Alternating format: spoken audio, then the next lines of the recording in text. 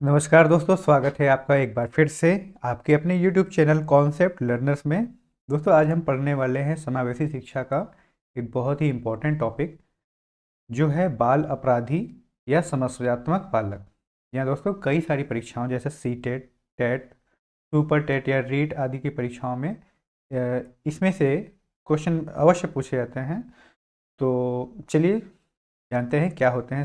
तो समस्यात्मक बालक या बाल अपराधी बालक की परिभाषा व अर्थ जानते हैं। सबसे पहले, समस्यात्मक बालक वह होते हैं जिनका व्यवहार या व्यक्तित्व किसी न किसी प्रकार से बहुत ही असाधारण होता है।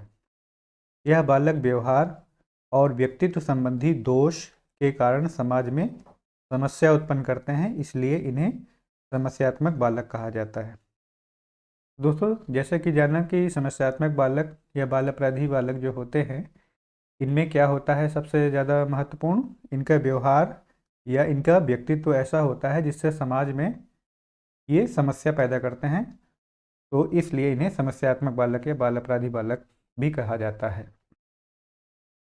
आगे बढ़ते हैं, परिभाषा जानते हैं। तो वैलेंटाइन के अनुसार समस्यात्मक बालक वह है जिनका व्यवहार और व्यक्तित्व गंभीर रूप से असामान्य होता है। तो वैलेंटाइन जी ने परिभाषा दी है समस्यात्मक बालक की। जो ये समस्यात्मक बालक होते हैं, इनका व्यवहार या व्यक्तित्व है ना, या दोनों ही गंभीर रूप से असामान्य होता है। थोड़ा मोड़ा नहीं, ये काफ़ी ज़्यादा असामान्य होता है। अतः समस्यात्मक बालक वह है जो व्यवहारिक नियमों का उल्लंघन कर समाज, विद्यालय, परिवार आदि में समस्या उत्पन्न करता है ना। उपरोक्त परिभाषा के अनुसार क्या यह निष्कर्ष निकलता है कि समस्यात्मक बालक वह हैं जो क्या करते हैं, व्यवहारिक जो नियम होते हैं है ना, समाज के जो नियम होते हैं उनका वो क्या करते हैं, उल्लंघन करते हैं है ना। और वो कहाँ पर, समाज में है ना, समाज में, विद्यालय में, परिवार में क्या करते हैं, समस्या उत्पन्न करते हैं। उम्मीद करता हूँ आपको समस्यात्मक बालक समझ में आ गया है ना, इसकी परिभाषा और समझ में आ गया है। चलिए जानते हैं अब समस्यात्मक बालक की विशेषताएं क्या होती हैं। तो समस्यात्मक बालक में निम्न लक्षण पाए जाते हैं। क्या क्या लक्षण होते हैं? अप्रसन्नता, क्रूरता, ईर्ष्या, दबंग होना, कामुकता, कौतूहल करना, विचारहीन होना, डराना धमकाना, अवांछित व्यवहार करना, चोरी करना, कक्षा से भाग जाना, अनुशासनहीनता करना, धोखा देना आदि। तो ये सारे लक्षण या इसके अलावा इससे ज़्यादा भी लक्षण समस्यात्मक बालक में देखे जा सकते हैं है ना, पाए जाते हैं। ये सभी मौजूद हो सकते हैं किसी बालक में, या फिर किसी बालक में इनमें से एक मौजूद हो सकता है ना। तो वो सब समस्यात्मक बालक के अंतर्गत आएंगे, है ना। अब इसमें देखिए काफ़ी चीज़ें हम समझ सकते हैं। जैसे कोई बालक अप्रसन्न है तो वो उसका मन खिन्न होगा है ना, तो अपनी प्रसन्नता के लिए वो कुछ उल्टे सीधे कार्य भी करने लग जाता है, तो वो समस्यात्मक बालक की जो है कैटेगरी में आ जाएगा। कुछ बालक क्या होते हैं, क्रूर होते हैं है ना, उनके अंदर हिंसा की भावना अधिक होती है, अन्य बच्चों के साथ मारपीट करते हैं। कुछ ईर्ष्यालु होते हैं है ना। ईर्ष्या ईर्ष्या तो वैसे तो सबके मन में पाई जाती है ना, थोड़ी मोड़ी ईर्ष्या जब जहाँ प्रतिस्पर्धा होती है, लेकिन इनकी ईर्ष्या उस स्तर पे पहुँच जाती है कि वो मतलब कुछ गलत काम करने लगते हैं है ना, मारने पीटने लगते हैं या किसी को डराने धमकाने लगते हैं। तो इस तरह का व्यवहार देखने को मिलता है। दबंग होते हैं, कामुकता का व्यवहार इनके अंदर अधिक होने लगता है। कौतूहल होता है इनके अंदर, विचारहीन होते हैं, अन्य साथियों को डराते धमकाते आदि हैं है ना। कक्षा से भाग जाते हैं, अनुशासनहीनता आदि करते हैं, जिससे पूरी कक्षा बाधित होती है। चलिए बढ़ते हैं आगे, समस्यात्मक बालकों के प्रकार जानते हैं। समस्यात्मक बालक का व्यवहार सामान्य बच्चों से अलग होता है, अतः समाज में इनका समायोजन करने में विभिन्न प्रकार की समस्याओं का सामना करना पड़ता है। तो देखिए एक शब्द आया समायोजन है ना। कक्षा में टीचर का मुख्य कार्य ये होता है कि सभी बच्चों को समान रूप से शिक्षा मिले है ना, सभी आगे बढ़ें। तो जो सामान्य बच्चे हैं वो तो अपना कार्य कर ही रहे हैं, लेकिन उनके साथ में अगर कोई समस्यात्मक बालक आ गया है ना, या विशिष्ट बालक आ गया, तो उसका समायोजन थोड़ा सा कठिन हो जाता है। तो इसीलिए समावेशी शिक्षा बनाई गई है, ये तकनीकें बनाई गई हैं जिससे कि सभी प्रकार के बच्चों की ज़रूरतों को देखते हुए उनको शिक्षा दी जा सके। तो इनका समायोजन थोड़ा मुश्किल हो जाता है समस्यात्मक बालकों का। ठीक है। समस्यात्मक बालकों के क्या प्रकार होते हैं?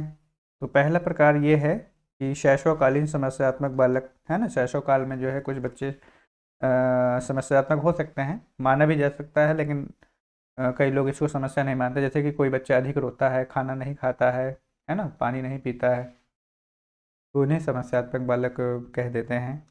बाल्यकालीन समस्यात्मक बालक है ना, इस उम्र में काफ़ी ज़्यादा देखी जाती है कि बच्चे जो है कुछ हठी हो गए हैं, जिद्दी हो गए हैं और बातें नहीं मान रहे हैं, है ना, विद्यालय जाने से नानुकुर करते हैं। तो इस प्रकार से बाल्यकालीन समस्यात्मक बालक। शारीरिक समस्या वाले बालक, कुछ बालक होते हैं जिनको कुछ शारीरिक समस्या हो, है ना, जिनको कोई चोट लगी हो बचपन में या गंभीर बीमारी हो, तो ऐसे बालक भी कुंठित विचार के हो सकते हैं। व्यक्तिगत समस्या वाले बालक, है ना, कुछ ऐसे बालक हो सकते हैं जिनको अंदरूनी कुछ समस्या है ना, आंतरिक कोई समस्या है, जिसकी वजह से वह इस कैटेगरी में आ जाते हैं। अगला है संवेगात्मक समस्यात्मक बालक, है ना। संवेगात्मक समस्यात्मक बालक, ठीक है, यहाँ थोड़ा स्पेलिंग मिस्टेक है, इसको आप इग्नोर करिएगा। कुछ बच्चों के अंदर, देखिए, संवेग तो सभी के अंदर होते हैं, भूख प्यास, है ना, गुस्सा, प्रेम आदि। तो लेकिन कुछ बच्चे ऐसे होते हैं जिनके अंदर इन संवेगों का ज़रूरत से ज़्यादा मतलब अधिक होती है, मतलब उनके अंदर संवेग ज़रूरत से अधिक हो पाए जाते हैं। जैसे गुस्सा कर रहा है कोई बालक, तो वो हद से ज़्यादा गुस्सा हो रहा है कि जैसे किसी को मार दे रहा है, सिर फोड़ दे रहा है, या इस तरह की जो है घटनाएं कर दे रहा है। तो वो किस कैटेगरी में आएंगे? ऐसे बालक संवेगात्मक समस्यात्मक बालक आएंगे, है ना। उनके संवेग मतलब काबू में नहीं रहते हैं और वो समस्या उत्पन्न करते रहते हैं।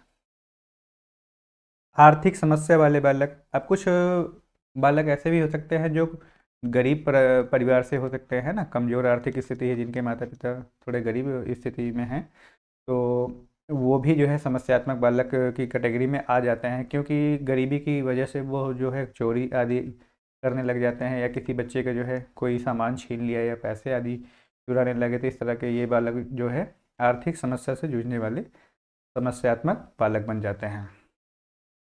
सामाजिक समस्या वाले बालक, अब कुछ बालकों का माहौल आस पड़ोस ऐसा हो सकता है जहाँ पे कुछ नशा करने वाले लोग हों, है ना, नशेड़ी लोग हों, या फिर ऐसे कुछ हो सकते हैं जहाँ पे माहौल ऐसा हो कि वहाँ पे चोरी आदि जो है उस इलाके में अधिक हो रही हो। तो ऐसे बच्चे का समाज दूषित होता है, तो इस प्रकार से उनके अंदर सामाजिक समस्या उत्पन्न हो जाती है ऐसे बच्चों के अंदर, तो उसको इस कैटेगरी में रखा जाता है। अगला है विद्यालय समस्या वाले बालक। ये क्या है दोस्तों?